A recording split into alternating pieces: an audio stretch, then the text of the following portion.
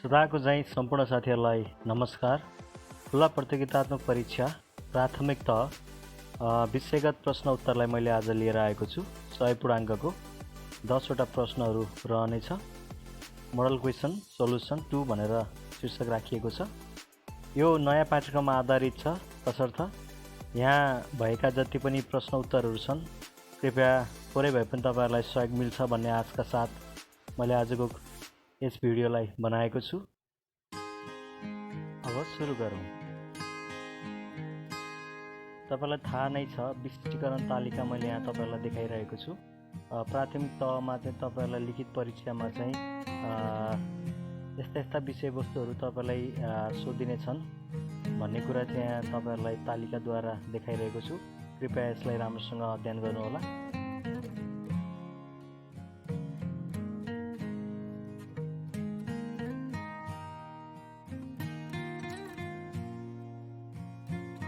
अब लागौं प्रश्नतर्फ। वार्षिक कार्यतालिकाको परिचय दिनुभई वार्षिक कार्यतालिका बनाउँदा ध्यान दिनुपर्ने कुराहरू उल्लेख गर्नुहोस्। यस प्रश्नको उत्तरलाई चाहिँ राम्रोसँग अध्ययन गर्नुहोला।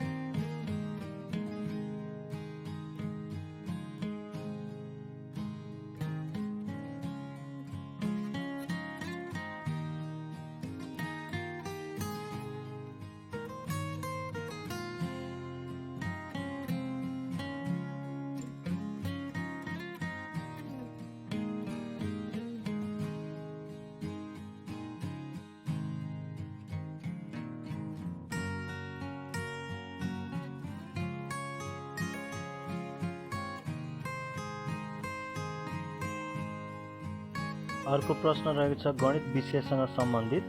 कक्षा 1 मा गणित विषयमा अङ्कको धारणा सिकाउन 40 मिनेटको एउटा दैनिक पाठयोजना तयार गर्नुहोस्। यहाँ चाहिँ एउटा दैनिक पाठयोजनाको एउटा नमुना दिएको छ। यसलाई पनि तपाईले राम्रोसँग अध्ययन गर्नुहोला।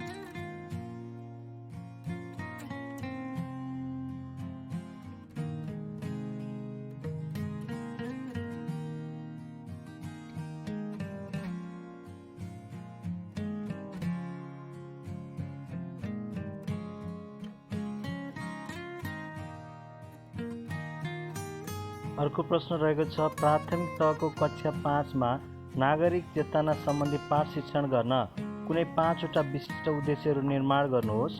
ती उद्देश्यहरू पूर्तिका लागि कक्षा कोठामा शिक्षण गर्दा के कस्ता शिक्षण क्रियाकलाप गराउनुहुन्छ, व्याख्या गर्नुहोस्। यसको उत्तरलाई पनि राम्रोसँग अध्ययन गर्नुहोला।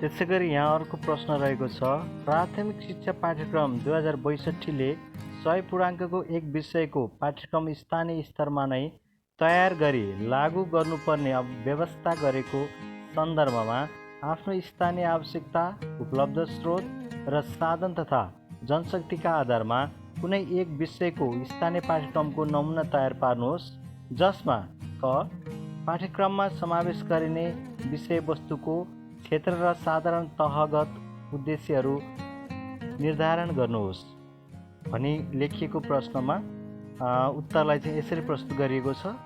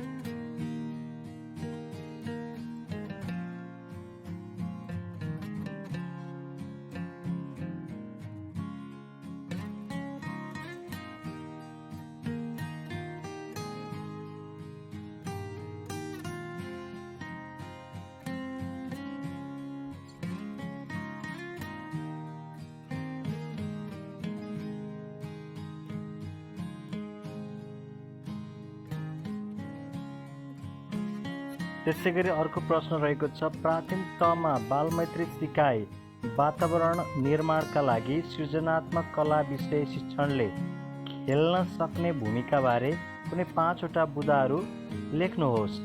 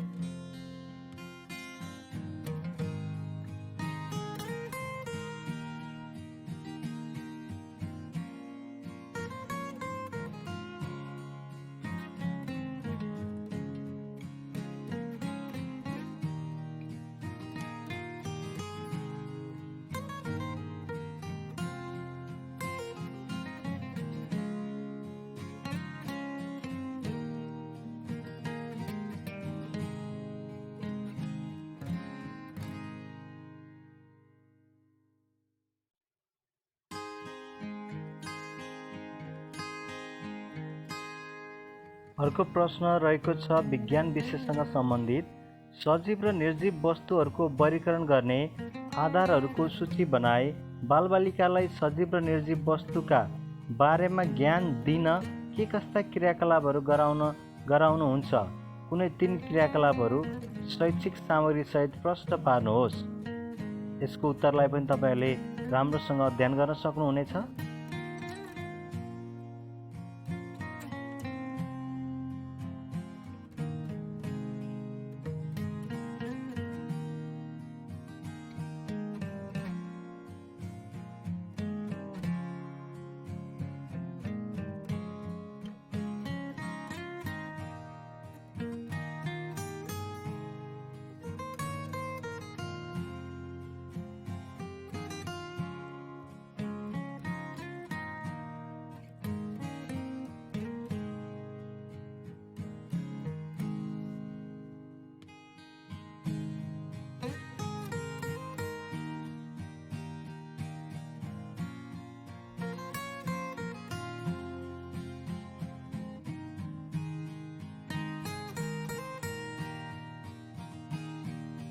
यो प्रश्न रहेको छ अङ्ग्रेजी विषयसँग सम्बन्धित। What are the stages of teaching writing for the students of primary level students? Explain briefly. Teaching राइटिङसँग सम्बन्धित छ। यसमा चाहिँ तपाईँलाई टिचिङ राइटिङको स्टेजेसहरू, अवस्थाहरू चाहिँ के छन् प्राइमरी लेभलमा पढाउँदाखेरिका भन्ने विषयवस्तुहरूको बारेमा चाहिँ यहाँ तपाईँहरूलाई सोधिरहेको छ। यसलाई पनि राम्रोसँग अध्ययन गर्नुहोला।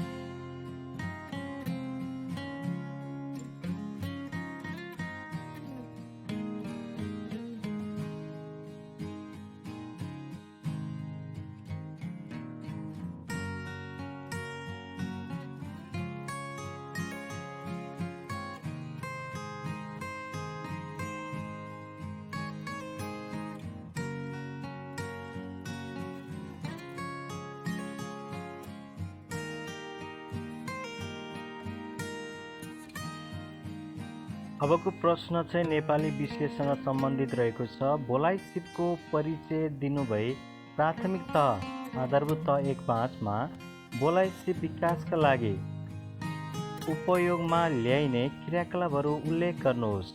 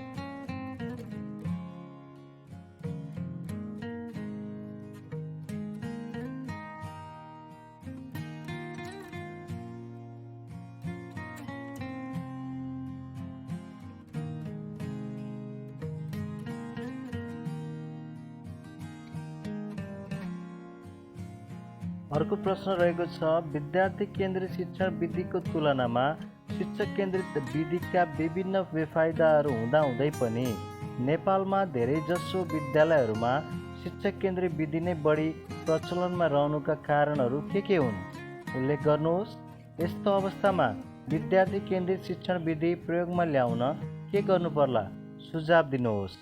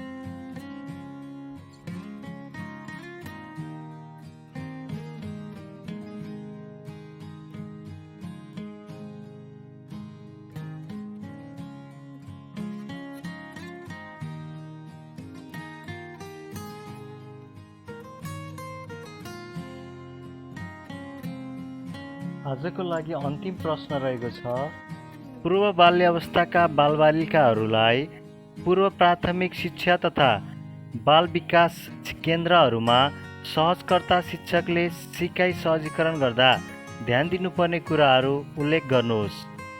यो विषयवस्तुलाई तल उल्लेख गरिएको छ, यसलाई राम्रोसँग अध्ययन गर्नुहोला।